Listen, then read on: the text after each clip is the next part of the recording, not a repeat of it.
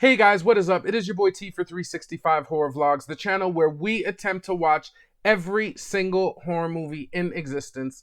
And then today we have another one of our review reactions for you guys. Today for the movie, Allegoria.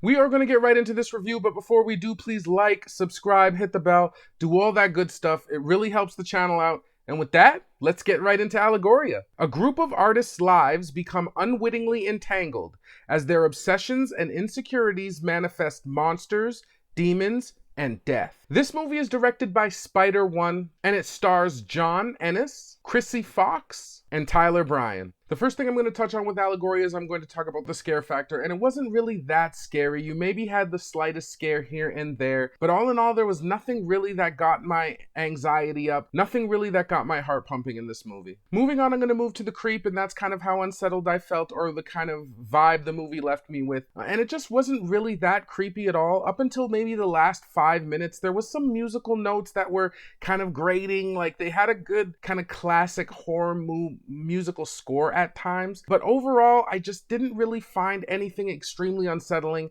The end part of the movie, if they definitely kind of kept with that theme, I did find that it had an air of creepiness at the end, but it just didn't carry on throughout the movie. Next, talking about the gore, this is really pedestrian. I mean, you do get a couple of minor gory scenes, but to be completely honest, it just wasn't that gory to me.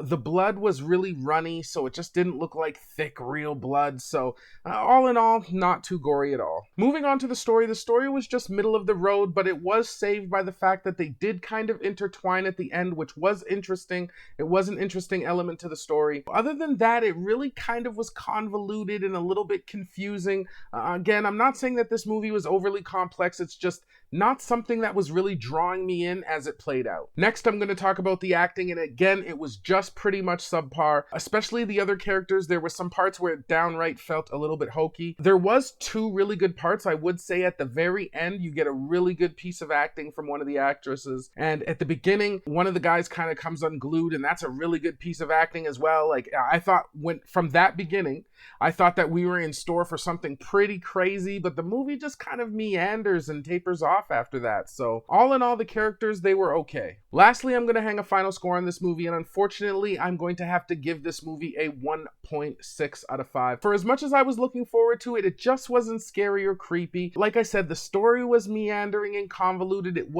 didn't really even get good until the last 5 minutes. The way it all tied together was okay. That's why it did get a 1.6, believe it or not. But overall, I'm going to tell you guys to unfortunately avoid this one, and it isn't one that I'd put in my collection. Well, guys, that's going to do it for another one of our horror movie reviews. If you like this video, please like, subscribe, hit the bell, do all that good stuff. It really helps the channel out. Unfortunately, we had a little bit of a dud today, but we have seen a lot of great movies even this month, so you get the good with the bad. That's going to do it, and I will see you guys in the next one.